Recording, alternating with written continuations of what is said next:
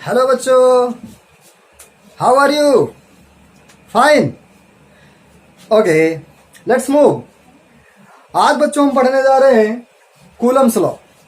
इसके पहले आप लोगों ने चार्ज के बारे में हम लोगों ने डिस्कस किया था कि what was the charge, charge कितने टाइप के होते हैं, चार्ज की प्रॉपर्टी क्या होती है, वो सब हमने पिछले वीडियो में डिस्कस किया था। अगर आपने वो पिछला वीडियो नहीं देखा है तो प्लीज इलेक्ट्रोस्टैटिक्स 1 पार्ट 1 कुप्सा पॉइंट पे जाके जरूर देखें, अदरवाइज ये वीडियो आपको समझ में नहीं आएगा। वो वीडियो देखें, इसके बाद इस पार्ट पे आए। तो आज हम डिस्कस करने चल रहे हैं Coulomb's law. Basically Coulomb's law क्या एक्सप्लेन करता है? Force, electrostatic force, electrostatic force, और वो कितना होता है वो कूलम साहब ने बताया था।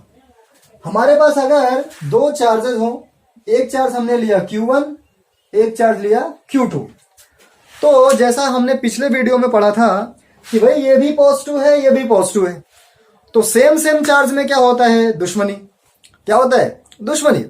हाँ भाई, रिपल्शन, वही अपने आसान लैंग्वेज बोलते हैं हम लोग प्रतिकर्षण। क्या बोलते हैं? रिपल्शन या फिर प्रतिकर्षण, दुश्मनी बोल लीजिए आप।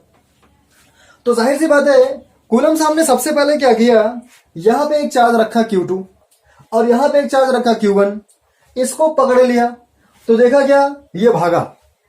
किधर भागा? आउटवर्ड। फिर क्या किया, इसको पकड़ लिया, देखा ये भी भागा। तो बोला कि साहब इसकी वजह से इस पर एक फोर्स लगा, फिर इसकी वजह से इस पर एक फोर्स लगा। फिर उन्होंने क्या किया, उन दोनों फोर्सेस का मैग्नीट्यूड निकाल लिया, एक्सेलरेशन निकाल लिया। फिर मिला क्या, ये देखा कि दोनों फोर्सेस इक्वल लग रहे हैं। यानी जो यहां पे फोर्स लग रहा है F1, यहां पे जो फोर्स लग रहा है वो F2, दोनों इक्वल है। यानी ये वाला जितना फोर्स इस पे लगा रहा है उतना ही फोर्स ये वाला इस पे लगा रहा है। Q2 is applying the force on Q1 and Q1 is applying force on Q2 which are equal, but what is the difference? दोनों में डिफरेंस क्या बच्चों?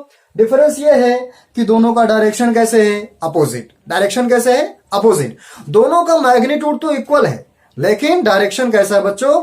अपोजिट है। तो सबसे पहले कंक्लूजन यही निकाला है कूलम साहब ने, और उन्होंने बोल दिया भाई कि ये जो दोनों के बीच में फोर्स लग रहा है, यानी दो रेस्ट चार्ज है, पॉइंट चार्ज है, बहुत ही स्मॉल चार्ज है और रेस्ट चार्ज है, उनके बीच एक इलेक्ट्रोस्टैटिक फोर्स लगता है और वो डिपेंड। हालांकि अगर यहां पे हम बात करें, ये माइनस चार्ज हो जाए तो क्या हो जाएगा? अट्रैक्शन हो जाएगा। क्या हो जाएगा? अट्रैक्शन। ये इसको अट्रैक्ट करेगा, ये वाला इसको अट्रैक्ट करेगा। उस केस में भी आपको यही चीज मिल रही है क्या, कि जितना फोर्स F1 है उतना ही फोर्स F2 है। That's mean the force applied by F2 is equal to the force applied by F1। दोनों में डिफरेंस क्या बच्चों? डिफरेंस यही है कि दोनों इक्वल लग रहे हैं बट अपोजिट लग रहे हैं। कैसा? इक्वल और अपोजिट लग रहे हैं। वो डिपेंड करता है attraction repulsion force, that is depend on nature of charges. अगर दोनों का नेचर बच्चों पॉजिटिव पॉजिटिव है तो वो फोर्सेस क्या होंगे? आउटवर्ड, दैट्स में रिपल्शन होगा। अगर दोनों का नेचर अपोजिट है तो they will attract to each other, यानी फोर्स क्या होगा? इनवर्ड होगा। तो कूलम साहब ने ये बोल दिया बच्चों क्या, कि the electrostatic force between two charges and they are not in motion. ये मोशन में नहीं है बच्चों, ये रेस्ट में है। तो दो इलेक्ट्रोस्टैटिक फोर्स कहां लग रहा है? दो रेस्ट चार्जेस में लग रहा है। और वो क्या बताया कूलम साहब ने? बोल दिया कि इन दोनों के बीच जो फोर्स लग रहा है सबसे पहले तो इन दोनों चार्जेस के प्रोडक्ट के डायरेक्टली प्रोपोर्शनल है। What Coulomb said, the electrostatic force between two charges is directly proportional to product of both charges. पहली बात तो उन्होंने ये बता दी। ओके, ये बात समझ में आई सबको? Okay, let's move.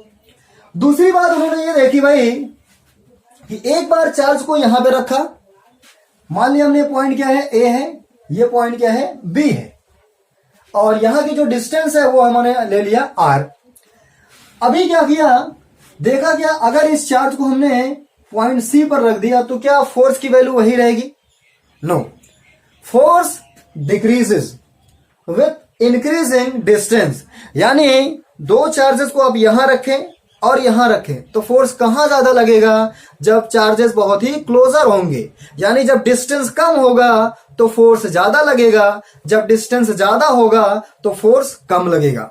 तो कूलम साहब ने दूसरी बात क्या बता दी बच्चों कि जो फोर्स है वो डिस्टेंस की कैसा है? Inversely directly. जल्दी बोल दो, जल्दी बोल दो भाई। डायरेक्टली नहीं बल्कि इनवर्सली प्रोपोर्शनल है। और कूलम साहब ने रिलेशन भी दे दिया कि भाई ये स्क्वायर के इनवर्सली प्रोपोर्शनल है, क्योंकि स्क्वायर के फॉर्म में ये डिक्रीज हो रहा था। तो कूलम साहब ने दो कंक्लूजन निकाला इस एक्सपेरिमेंट से। हालांकि उन्होंने बहुत सारे पॉइंट्स दिए थे, अभी हम लोग आगे डिस्कस करेंगे कूलम के अबाउट बहुत लॉन्ग डिस्कस करेंगे हम लोग कि actually what was the Coulomb's law. We will move on later, but first of all we will have to understand कि what was the exact way to define Coulomb's law। ये F क्या है? Electrostatic force. Electrostatic force static क्यों बोल रहे हैं बच्चों? क्योंकि चार्जेस हमारा कैसा है? रेस्ट में। इलेक्ट्रोस्टैटिक फोर्स सबसे पहले डायरेक्टली प्रोपोर्शनल हुआ है किसके? दोनों चार्जेस के प्रोडक्ट के। दूसरी बात, दोनों चार्जेस के डायरेक्टली प्रोपोर्शनल है। दूसरी बात क्या बताई कूलम साहब ने? वो बता दिया भाई कि ये जो फोर्स है वो दोनों चार्जेस के बीच का जो डिस्टेंस है उसके स्क्वायर का इनवर्सली प्रोपोर्शनल है। नहीं आया? Is that clear?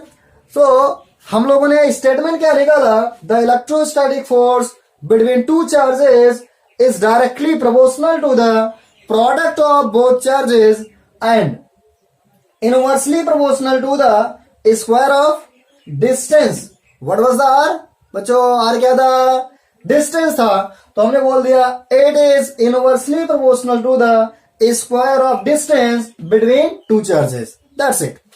एक बार फिर से बच्चों हम रिपीट करते हैं कि कूलम्स लॉ का स्टेटमेंट क्या बन रहा है वो देखें कि the electrostatic force between two charges is directly proportional to product of two charges and inversely proportional to square of distance between two charges. इसमें क्लियर बच्चों? इसमें कोई डाउट, कोई कंफ्यूजन हो वीडियो पॉज करके कमेंट करें अभी का अभी, और सब्सक्राइब नहीं किया तो सब्सक्राइब भी करें बच्चों। Okay, let's move. आगे देखते हैं आगे की कहानी क्या है। आगे की कहानी वो हम आगे देखते हैं बच्चों। चल चला चल, चल चला चल।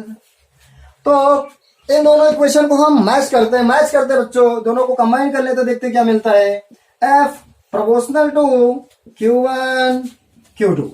okay, it was the first statement। now we are combining second। तो ये हमने सेकंड भी ऐड कर दिया इसमें। अब जो दो बातें ये अलग अलग कह रहे हैं वही ये दो बातें ये अकेला इक्वेशन कह रहा है। आप देख सकते हैं फोर्स किसके डायरेक्टली प्रोपोर्शनल है? दोनों चार्जेस के प्रोडक्ट का। इनवर्सली किसके है? स्क्वायर ऑफ डिस्टेंस के। ओके, इतना क्लियर है बच्चों? Okay, let's move. आगे बढ़ के देखते हैं बच्चों। हमारी एक बहुत सारी पुरानी परंपरा है कि जब हम प्रोपोर्शनल को रिमूव करते हैं तो क्या यूज करते हैं बच्चों?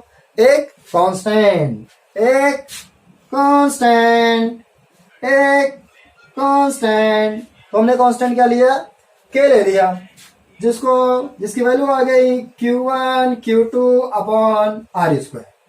ओके, और जब हम और डिटेल में जाते हैं बच्चों तो हम ही पाते हैं कि ये जो कांस्टेंट है ये जो कांस्टेंट है इस कांस्टेंट की वैल्यू होती है, कितनी होती है? वीडियो पॉज करके आप गेस करिए, मैं बताता हूं। 9 10 का पावर 9, 9 इंटू 10 का पावर 9।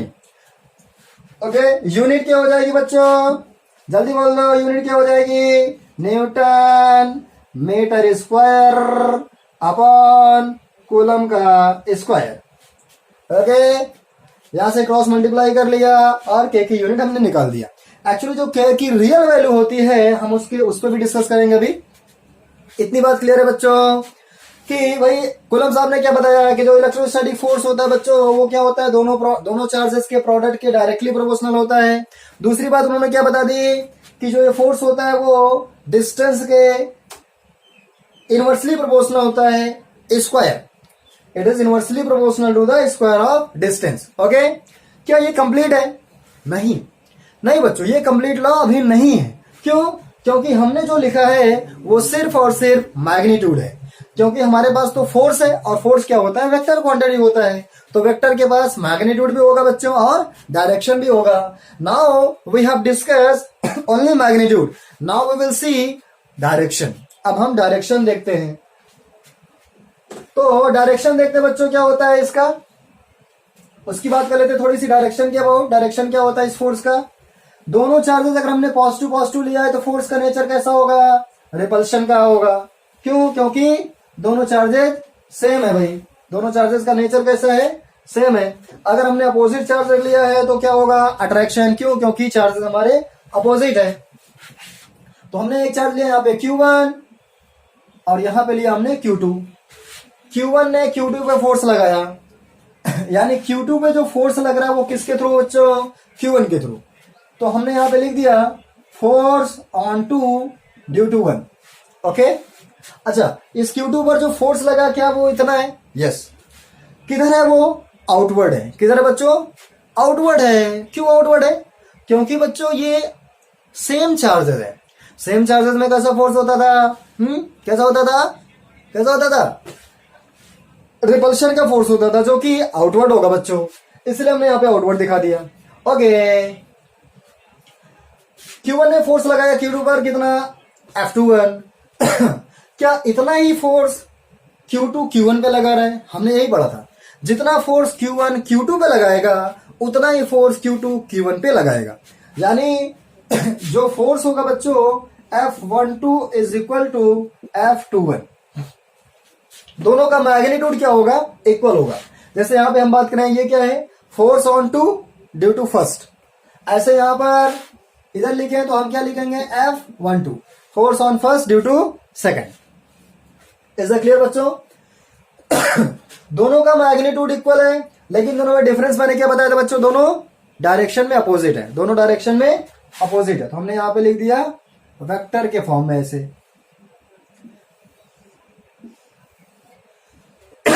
इतनी बात क्लियर है बच्चों? F12 force on first due to second, F21 force on two due to first. दोनों मैग्नीट्यूड में इक्वल है, बट डायरेक्शन दोनों का कैसा है? अपोजिट है। ओके, लेट्स मूव, आगे बढ़ते हैं बच्चों। हम जरा सा और डीप में थोड़ी सी बात कर लेते हैं इसकी, कि भाई जो कूलम साहब थे उन्होंने एक्चुअल में जो सारी बातें बताई वो क्या बताई, तो वो देख लेते हैं हम लोग। हाँ, बात करते हैं। F is equal to K Q1 Q2 upon R square. यहाँ पे K, एक्चुअली K की जो वैल्यू आती बच्चों वो हम लोग लिखते हैं क्या? 1 अपॉन 4 पाई एप्साइलन। इसको क्या बोलते हैं बच्चों? एप्साइलन। मैं लिख दे रहा हूं यहाँ पे, ये सिंबल किसका बच्चों? एप्साइलन का। किसका सिंबल है? एप्साइलन। तो यहाँ पे ये एप्साइलन नॉट पढ़ते हैं या फिर एप्साइलन 0 पढ़ते हैं। अभी इसको मतलब बताता हूं आपको। Q1 हो गया, Q2 हो गया अपॉन R स्क्वायर, जहां पे ये सॉरी ये K की वैल्यू है। एप्साइलन नॉट या एप्साइलन 0 ये क्या है बच्चों? इसको बोलते हैं हम लोग permittivity of free space. Okay, इसको क्या बोलते हैं बच्चों? Permittivity of free space. Permittivity of free space. तो ये K की वैल्यू है 1 अपॉन 4 पाई एप्सिलॉन नॉट, जहां पे एप्सिलॉन नॉट के बच्चों परमिटिविटी ऑफ फ्री स्पेस। क्योंकि दोनों चार्जेस के बीच में कोई मीडियम नहीं है, इसलिए यहां पर हम लोग एप्सिलॉन नॉट लगाए हैं, 0 लगाया है, because there is no medium.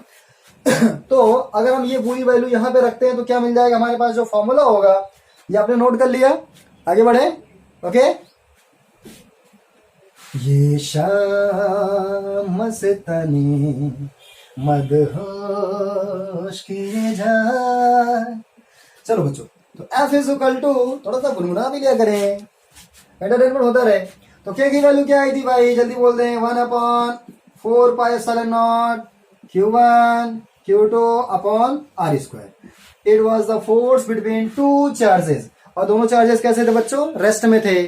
तो एक ने लगाया फोर्स दूसरे पर, दूसरे ने लगाया फोर्स पहले पर, दोनों इक्वल मैग्नीट्यूड पे लग रहे हैं बट अपोजिट डायरेक्शन में लग रहे हैं। अगर हम लिखें तो इसको क्या लिखेंगे कि जो आपका F12 है वो आपका F21 के इक्वल होगा, लेकिन डायरेक्शन में क्या होगा बच्चों, अपोजिट होगा, डायरेक्शन में अपोजिट होगा।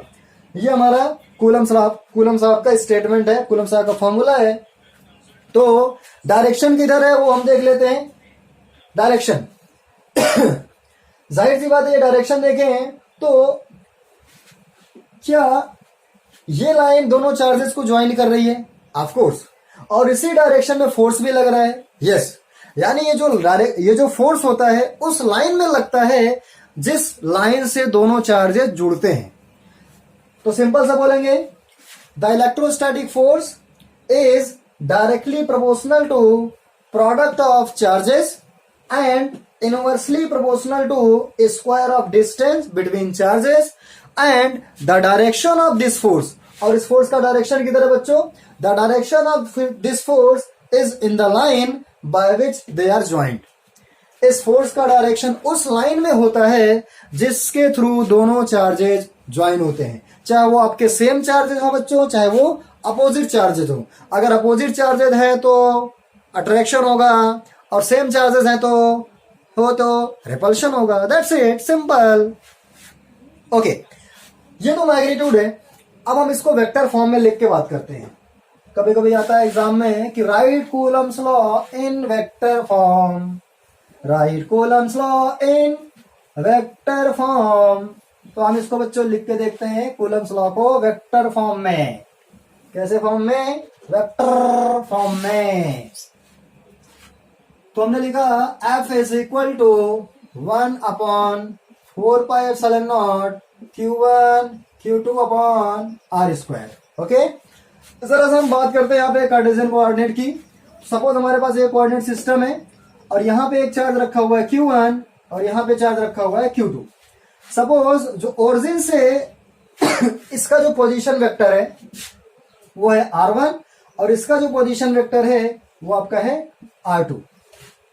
ओके, और ये आपका जो है वो सपोज R है, क्या है, position vector between Q1 and Q2, position vector between Q1 and Q2।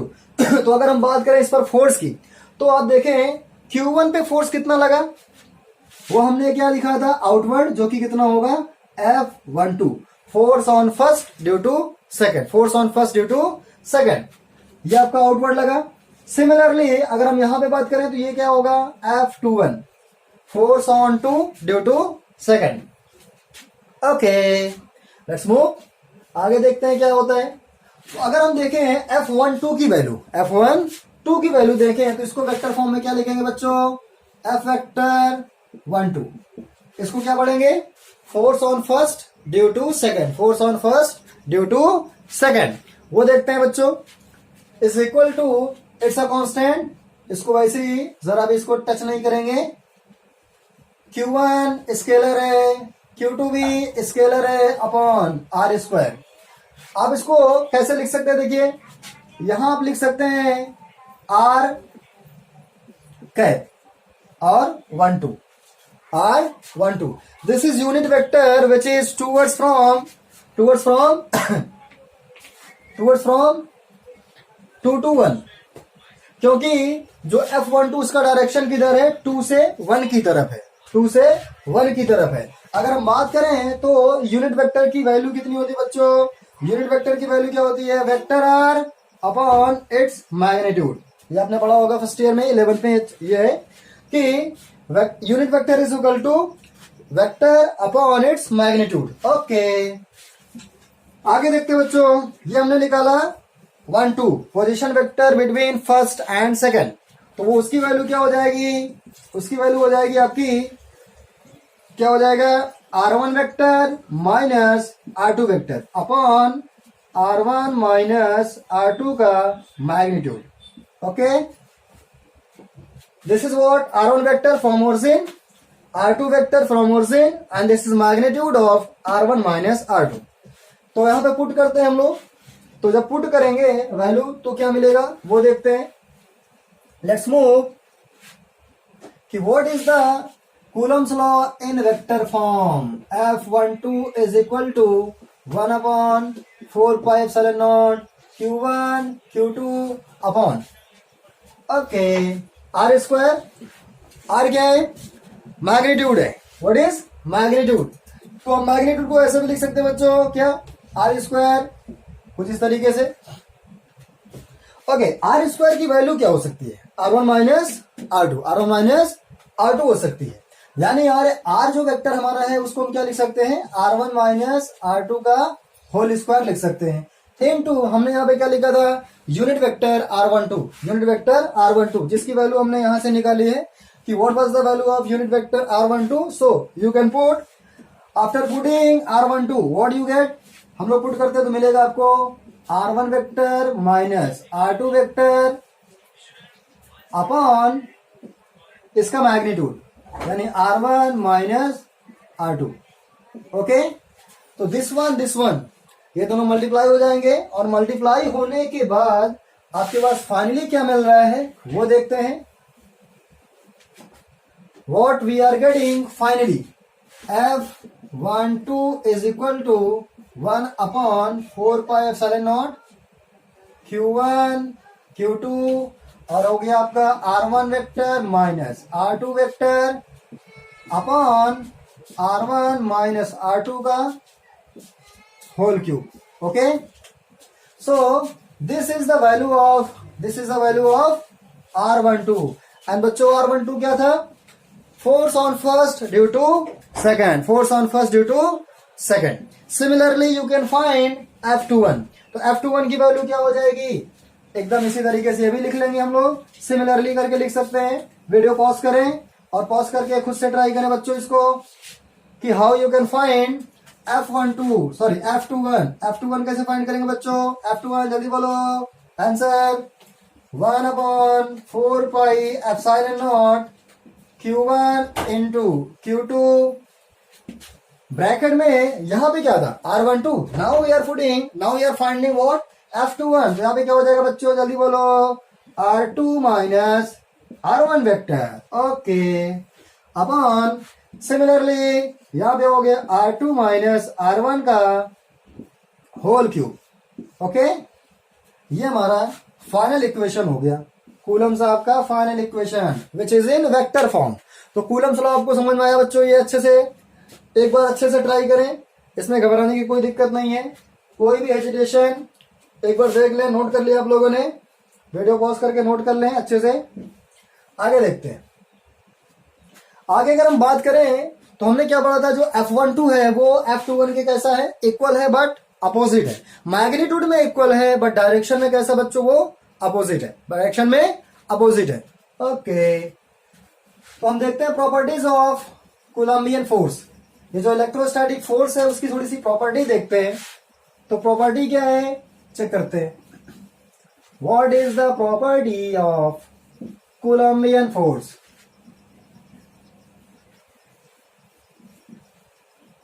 फूलों सा चेहरा तेरा.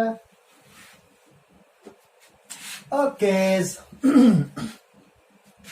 सपोज यहां पे हमारा Q1 है और यहां पे हमारा Q2 है. ओके, और ये R डिस्टेंस पे.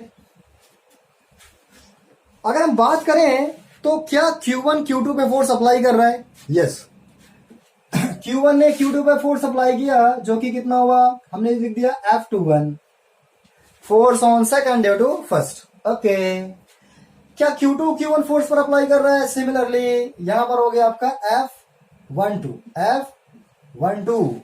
क्या दोनों इक्वल हैं? यस, दोनों का मैग्नीट्यूड कितना होता था वो हम लोग लिख देते हैं. मैग्नीट्यूड कितना था? 1 upon 4 pi epsilon naught Q1 Q2 upon R square. ये हमारा मैग्नीट्यूड था बच्चों, बट डायरेक्शन कैसा है? अपोजिट है. क्या ये कुछ बड़ा सा लग रहा है क्या? हाँ, बिल्कुल बड़ा सा लग रहा है. जब दो फोर्स इक्वल हो, अपोजिट डायरेक्शन में हो, एक ही लाइन में हो, तो ऐसे फोर्सेस को बच्चों क्या कहते थे? Central force. क्या कहते हैं? सेंट्रल फोर्स कहते हैं. क्या कूलम्बियन फोर्स सेंट्रल फोर्स है? यस. क्यों? क्योंकि मैग्नीट्यूड दोनों का इक्वल है और दोनों अपोजिट डायरेक्शन में है और दोनों का एक्शन लाइन भी सेम है. So when two forces have equal magnitude and opposite in direction and they are working in the same line, that force is known as central force. ऐसे force को हम लोग क्या बोलते हैं बच्चों? सेंट्रल फोर्स बोलते हैं. तो सबसे पहली प्रॉपर्टी आ गई कि Coulombian force is a central force. कैसा फोर्स होता है बच्चों? सेंट्रल फोर्स होता है. ओके, फिर हम देखते हैं सेकंड प्रॉपर्टी कि जो आपका F12 है वो आपका F21 के कैसे इक्वल है और अपोजिट भी है. जितना Q1 ने Q2 पे अप्लाई किया, Q2 ने Q1 पर भी अप्लाई किया. ये कुछ सुना सा नहीं लग रहा है क्या? यस. क्या ये न्यूटन का थर्ड लॉ है? हाँ, यस, ये न्यूटन का थर्ड लॉ है. Every action has an equal and opposite reaction. Q1 ने Q2 को मारा तो Q2 ने Q1 को मारा.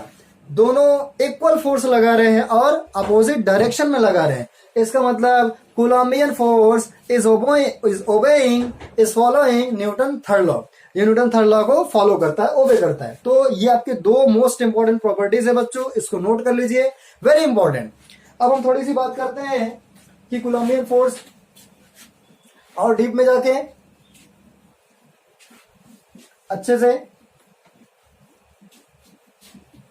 कूलम्बियन फोर्स अगर हम बात करें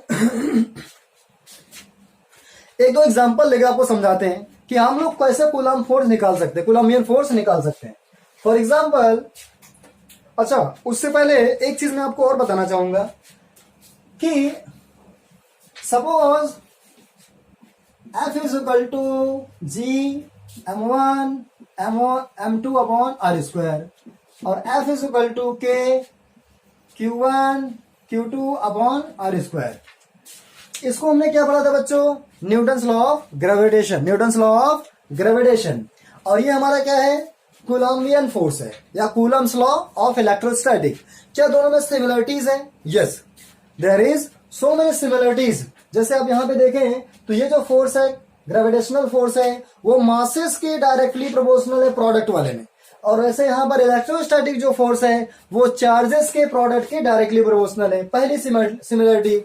सेकंड सिमिलरिटी अगर आप देखें तो आपको ये मिलेगा कि जिस तरह ये gravitational force square of distance के इनवर्सली प्रोपोर्शनल है, similarly Coulombian force is also inversely proportional to square of distance. ये हमारे सिमिलरिटीज है. बट डिफरेंस क्या है? मोस्ट इंपॉर्टेंट थिंग मैं आपको बता रहा हूं, इसलिए कभी भूले नहीं और कभी कंफ्यूज ना हो कि दोनों आपको लगते एक जैसे हैं.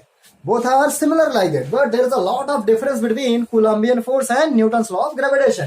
अगर हम बात करें, सपोज यहाँ पे हमने एक इलेक्ट्रॉन ले लिया और यहाँ पर भी एक इलेक्ट्रॉन ले लिया.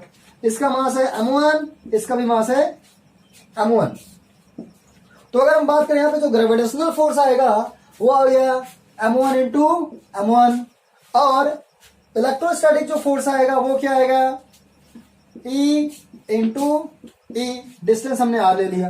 तो अगर आपको देखें तो आपको क्या मिलेगा कि जो ग्रेविटेशनल फोर्स होता है it is always in attraction.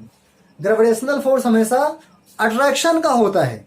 लेकिन जो आपका इलेक्ट्रोस्टैटिक फोर्स है वो आप देखिए तो ये आपका नेगेटिव, ये भी आपका नेगेटिव. तो ये आप क्या करेंगे? रिपल करेंगे. तो आपको यहां से पहले आपका जो कंफ्यूजन मिलता है, दूर करने वाला मिलता है, वो क्या कि gravitational force is always attraction in nature, but electrostatic force may be attraction and may be repulsion, that is depend on nature of charge. अगर हमने सपोज यहाँ पे प्रोटॉन ले लिया होता तो प्रोटॉन क्या करता? ये अट्रैक्ट करता. तो ये इलेक्ट्रोस्टैटिक फोर्स आपका अट्रैक्शन भी हो सकता है और रिपल्शन भी हो सकता है. जबकि ग्रेविटेशनल फोर्स कैसा होता है? हमेशा कैसा होता है बच्चों? अट्रैक्शन होता है. Is that clear? ओके. दूसरी चीज जो सबसे मोस्ट इंपॉर्टेंट डिफरेंस है वो आप देखें क्या है कि जो क्या ग्रेविटेशनल फोर्स को दो इलेक्ट्रॉन है यहां पे मैंने रखा है, क्या ये दोनों अट्रैक्ट कर रहे हैं? क्या नहीं. क्या वास्तव में अट्रैक्ट नहीं कर रहे हैं? ऐसा नहीं है.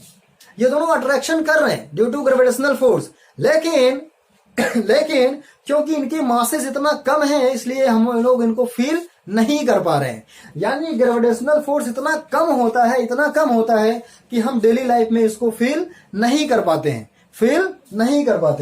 सिमिलर बट इलेक्ट्रोस्टैटिक फोर्स इतना स्ट्रांग होता है कि हम लोग डेली लाइफ में उसको फील करते हैं। कि अगर आप बैटरी को देखें तो बैटरी का पॉजिटिव नेगेटिव जब भी कोलाइड करते हैं या एक इलेक्ट्रॉन एक दो इलेक्ट्रॉन के बीच में अट्रैक्शन लगता है, बहुत ही स्ट्रांगली लगता है। तो कहने का मतलब है कि जो आपका इलेक्ट्रोस्टैटिक फोर्स होता है वो ग्रेविटेशनल फोर्स से बहुत ही ग्रेटर होता है। तो दोनों में दो डिफरेंस क्या बच्चों? Gravitational force is always attraction in nature. Second difference, electrostatic force is always very very greater than gravitational force. Is that clear? आगे बढ़ते हैं, एक एग्जांपल लेके आपको समझाता हूं। और वो एग्जांपल क्या है? सपोज मान लिया हमने एक स्क्वायर, एक क्या स्क्वायर बच्चों, और हमने यहां पे रखा Q, सपोज Q, और चलिए यहां पे एक और रख लेते हैं Q, और ठीक है, इतना सफिशिएंट आपके लिए स्टार्टिंग है। हमने पूछा क्या? Point A, point B, point C. Okay, हमने पूछा इस Q पर टोटल इलेक्ट्रोस्टैटिक फोर्स निकालना है। We will have to find total electric force on any charge. It doesn't matter what kind of charge we are taking, doesn't matter. तो हम मान लेते हैं ये Q है, या कोई भी Q ले लीजिए, उस पर आपको टोटल फोर्स निकालना है। अगर आप ध्यान से देखें, इसकी साइड हमने कितनी ले ली? A ले लिया। कितनी? A। ये स्क्वायर है, स्क्वायर की साइड हमने A ले लिया है। ओके, तो इस Q पर आप देखें तो क्या ये वाला Q इस पर फोर्स अप्लाई कर रहा है? यस। क्या दोनों सेम नेचर के हैं? यस। तो इसका मतलब दोनों रिपल करेंगे। तो रिपल किधर होगा? ये बाहर। इसको हमने मान लिया F1। क्या ये Q इसको फोर्स अप्लाई कर रहा है? ऑफ कोर्स ये वाला Q भी इसको क्या करेगा? रिपल करेगा। क्यों? क्योंकि ये भी कैसा है? सेम नेचर का है। तो हमने देखा ये भी क्या हो गया आपका? F2 हो गया। ऐसा क्लियर? ओके, अच्छा बच्चों, ये डिस्टेंस कितनी हो जाएगी? ये A है, ये A है, ये कितनी हो जाएगी? कितनी? A√2। A√2। अब देखते हैं हम लोग, तो ये हमारा ये Q1 हो गया, ये Q2 हो गया। F1 की value, the force between Q and Q, this one. यहां पे फोर्स कितना होगा? तो हम कूलम लॉ से देखते हैं। कूलम्बियन फोर्स से F इज इक्वल टू, हमने पढ़ा था 1/4πε0 Q1। हमारे पास दो चार्जेस हैं, पहले हम लोग यहाँ पे फोर्स देख रहे हैं। तो Q1 मतलब Q into Q2 again Q upon R square upon distance, distance मतलब A square. That's mean F1 हमारा आ गया, F1 is equal to K Q square upon A square. This one is first. Now we are taking again F2। तो F2 में भी आपका Q1 Q है, Q2 क्या है? Q है। सिमिलरली F2 की वैल्यू कितनी हो जाएगी बच्चों? जल्दी बोलो। K Q1 Q2 upon R square, Q1 Q2 upon R square. तो Q into Q square upon R square to A square. This one is second. Okay, ये डायगोनल है, और आप एंगल देखें तो यहाँ पे कितना होगा? 90 को डिवाइड मारो, कितना होगा? 45। यानी ये एंगल कितना है? 45 डिग्री बच्चों। और हमको पता है कि दो वेक्टर को अगर हमको ऐड करना है, रिजल्टेंट निकालना है, तो हमको वेक्टर लॉ अप्लाई करना पड़ेगा। तो वो वेक्टर लॉ क्या है? फर्स्ट ईयर में आप लोगों ने पढ़ा था, याद करिए जल्दी। ओपन करिए अपनी पुरानी वाली file, open your previous file 11th में बच्चों, वीडियो पॉज करो। तो हमने रिजल्टेंट फोर्स निकाला, हमने पढ़ा था formula A square plus B square plus 2AB cos theta. A square plus B square plus 2AB cos theta. तो हमने इसको मान लिया A। अच्छा, A स्क्वायर, A मतलब F1 स्क्वायर, B मतलब F2 square plus 2F1 F2 and cos theta. Theta कितना बच्चों? 45 है। ओके, यहां पे वैल्यू रखते हैं। तो वैल्यू हमारा हो गया F1 square plus F2 square and plus cos 45। cos 45 की वैल्यू कितनी होगी बच्चों? जल्दी बोलो। 1/√2, 1/√2। तो ये हमारा हो गया 2 into 1/√2 into F1 into F2। A square plus B square plus 2AB cos theta. यहां से हम देख सकते हैं, पुटिंग ऑल दी वैल्यूज। आप यहाँ पे वैल्यू पुट करिए, वैल्यू पुट करेंगे तो क्या आएगा? ओके, हमारा बचा यहाँ पे F1 और F2। घबराए नहीं, कैलकुलेशन थोड़ा सा लंबा जरूर जाएगा, लेकिन घबराने की जरूरत नहीं है। वैल्यू रखते हैं बच्चों। F1 की वैल्यू क्या आई थी? F1 की वैल्यू आई थी K क्यू स्क्वायर अपॉन ए स्क्वायर प्लस F2 की वैल्यू क्या आई थी बच्चों, के q square upon 2a square plus यहां पे आ गया आपका 2/√2 इंटू F1 इंटू F2, मतलब आ गया k q square by a square into k q square by 2a square. Okay, ये हमारा F1 है, ये हमारा F2 है। क्या इसमें से कुछ कॉमन है बच्चों? ऑफकोर्स कॉमन है।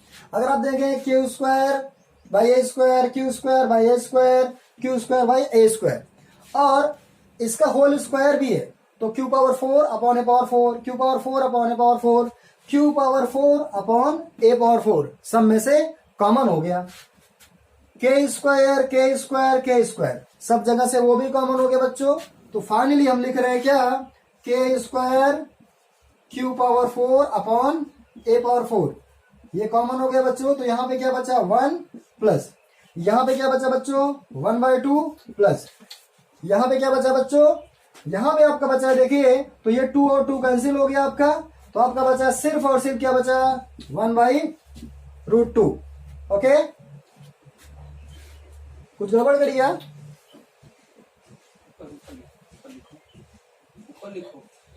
ओके। आगे देखें, तो इसको हम सॉल्व कर लेते हैं,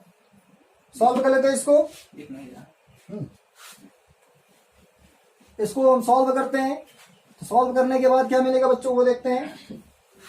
if it is not visible I am writing again. यहां से देखिए क्या कॉमन है, कॉमन होगा अंडर रूट के स्क्वायर क्यू पावर 4 अपॉन ए पावर 4, कॉमन हो गया बच्चों। तो यहां बचेगा आपका 1 प्लस, यहां बचेगा 1/2 प्लस, यहां पे 2 ने 2 को मार दिया, आपको बचा क्या यहाँ पे 1/√2। इसको सॉल्व कर लेते हैं। तो सॉल्व करने के बाद क्या मिलेगा वो देखते हैं। 1/4 बचेगा, 1/4। हाँ स्क्वायर था, यहाँ पे स्क्वायर था बच्चों, तो हमने इस स्क्वायर को हम जब स्क्वायर करेंगे क्या आ जाएगा 1/4। ओके, के स्क्वायर क्यू पावर 4 अपॉन ए पावर 4, ये हो गया आपका कितना 5/4 प्लस 1/√2। ओके, इन सबको बाहर लाते हैं, ये जो पोर्शन आपका इसको बाहर करते हैं तो क्या आ जाएगा के क्यू स्क्वायर अपॉन ए स्क्वायर, फिर आपका बचेगा अंडर रूट 5/4 प्लस 1/√2। ओके, ये आपका टोटल फोर्स है बच्चों, टोटल फोर्स। और फोर्स की यूनिट क्या होती है न्यूटन, फोर्स की यूनिट क्या Newton. So in this way बच्चों, ये तो बहुत सिंपल सा एग्जांपल हमने लिया था, इसी बेसिस पे आप बहुत सारे एग्जांपल लेके आप इसको सॉल्व कर सकते हैं। सो इसको आप प्रैक्टिस करें अच्छे से।